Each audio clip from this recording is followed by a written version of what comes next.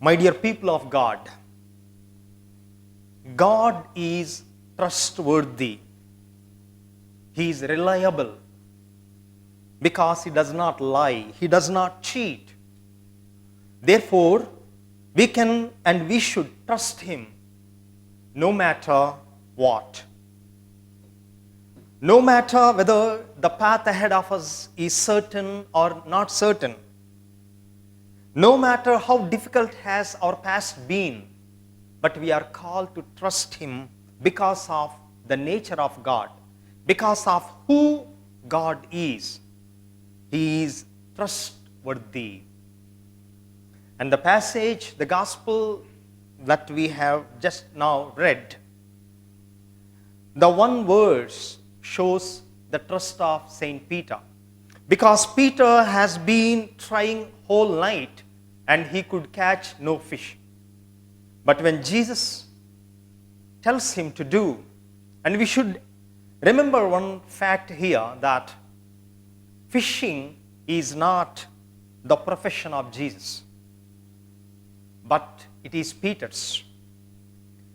But Jesus, who has no experience and who has no learning in fishing, tells somebody who is an expert in fishing how to and where to cast the net.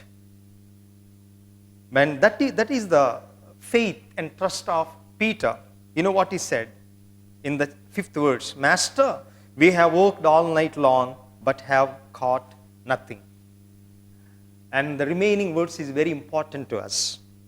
Yet, if you say so, I will let down the nets. Peter could have said, Lord, you are a carpenter by profession. You know nothing about catching fish. But I am an expertise in catching the fish. And how can you, someone who doesn't know anything about fishing, can tell me where and how to cast on nets? Peter did not say so. Lord, we have worked whole night, but could catch nothing. Yet because of what you are saying and because of your words, we will again cast the net. And you know the result.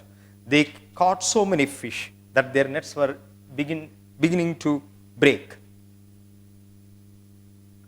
Brothers and sisters, we need to trust the Lord because He is trustworthy. Especially in this time of Corona, when we see the cases increasing day by day, when we see humanity of people is going down, when we see people dying without any dignity, and people not even having a dignified burial, how can we trust in the goodness of the Lord? Trust, by definition, is to believe something when we are not sure of it. Psalm 9, verse 10. All those who know your name put their trust in you. For you, O Lord, have not forsaken those who seek you. The psalmist puts it so beautifully. All those who know you, all those who know your name, put their trust in you, because you will never forsake those who search for you, who seek you. And in the book of Deuteronomy, chapter 7, Yahweh tells the people of Israel, do not think that I have chosen you because you are great. Deuteronomy chapter 7, verse from 6 to 10. Verse 7 says, it was not because you were more numerous than any other people that the Lord set His heart on you and chose you, for you were the fewest of all the people. It was because of the Lord who loved you and kept the oath that He swore to your ancestors. So beautifully, Yahweh tells the people of Israel, you are protected, you are cared for, you are loved, not because of your greatness, but because of the oath, the promise that I made to your ancestors, that I will be your God. It is because of that promise that the Lord has brought you out with a mighty hand and redeemed you from the house of slavery. And it is the Lord who maintains the covenant loyalty. He is very loyal with those who love him and keeps his commandments to 1,000 generations. God says, I will not break the covenant. I will not lose the trust you have put upon me. Therefore, it is not because of your goodness, your greatness, but it is because of me, who is trustworthy, who is loyal to the command, to the covenant we made. And St. Paul, in his second letter to Timothy, chapter 2, verse 13 says, even when we are faithless, he remains faithful. And there are three reasons why we should have trust in the Lord. In Psalm chapter 146, in the verses 3 to 4, we hear there are three reasons why God is trustworthy. Take Psalm 146, verses 3 to 4. Psalm 146, verses 3 to 4. The first reason why God is trustworthy is because he is able to save us. We read chapter 146 from the book of Psalms, verse 3. Do not put your trust in princes, in mortals in whom there is no help. Because princes, kings, and mortals, they are unable to help us. They are unable to save us. That's why the first reason why God is trustworthy is he is able to save us. That is the first reason the psalmist is telling us. And the second reason is that God does not die. Plants die, animals die, humans die, but God does not die. Verse 4 from the same 146 Psalm says, when their breath departs, they return to the earth. That's why God, because he does not die, he is immortal, he is eternal. That's why God is trustworthy. And the third reason why God is trustworthy is because his plans last forever. When we die, our plans die. When kings die, their plans die. When a prime minister dies, his plans for the country also die. When kings die, also their plans die with them. But because God is eternal, the plan that God has for humanity, that was 3,000 years back, will continue to be the same even forever. Because of the reason that God's plans last forever. And these are the three reasons why we should believe that God is trustworthy. Brothers and sisters, in the book of Numbers, chapter 13 and 14, there is a beautiful incident which makes us understand what happens when we trust the Lord. In the book of Numbers, chapter 13 and 14, I will explain the incident. 12 people were sent to spy the land of Canaan. They were sent by God to go and verify how the Canaan land is, how the people are, how the crops are, so that if everything is good, God can hand over this land of Canaan to the people of Israel. So 12 people were sent to that place as spies, and then after a few days they come back to report how the land was. Out of these 12 people, 2 were called Joshua and Caleb. These 2 were also part of the 12 people who were sent to spy the land.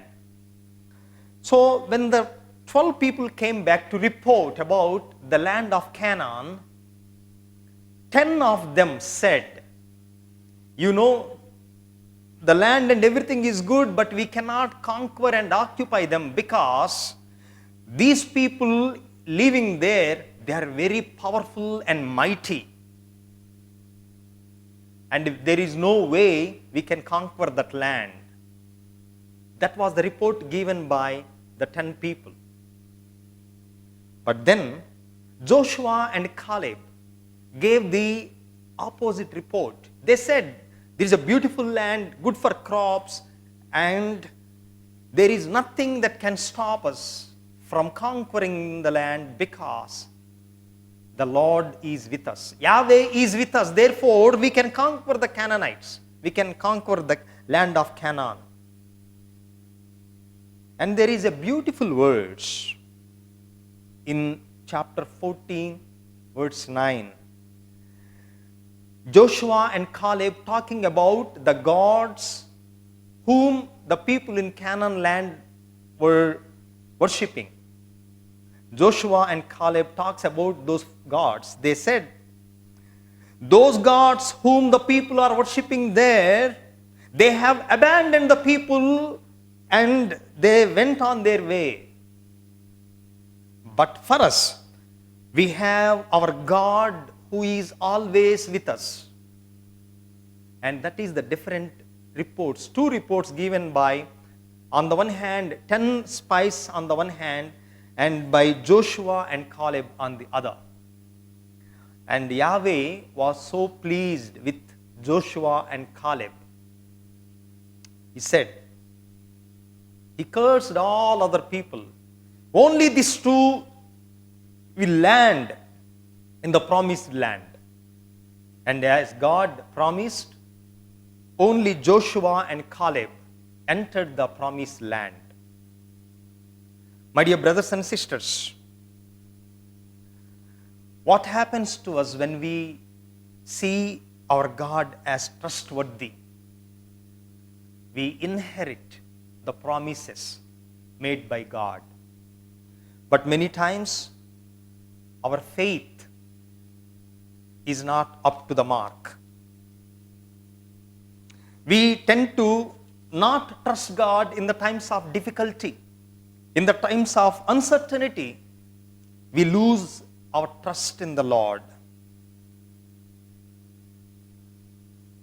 Once a man was chased by a tiger. He was running fast to save his life. He was running and running to save his life, and then tiger was approaching fast behind. And he reached the end of a cliff, and down beneath there is 1,000 feet valley. The tiger was fast approaching, and then he, in order to escape, he tried to jump, and then he caught hold of a small branch. And the tiger was waiting for him. But the tiger cannot go there because he was just hanging onto a small branch of a tree. And then if he leaves, he will be gone and dead in the valley. And then he also saw a small mouse. It was biting. It was biting the branch slowly in order to eat something. So this guy was so tense, and then he called out, "Lord, Lord, please help me. Please come and protect me because I am in this deadly situation." If I climb and then go, tiger is waiting, and if I let go of this branch, I'm going to die. And suddenly he heard a voice from the skies. Okay, I'll protect you. Do you have enough trust and belief, faith in me? If you believe me, if you trust me, you got to do one thing that I ask of you. And then this man said, yes, Lord, I trust you. I will do anything. Please help me. Because the branch is about to break now. And I will be gone in the valley. And then God said, okay, the one thing that can protect you is you should let go of the branch. You leave the branch that you are holding. I will protect you.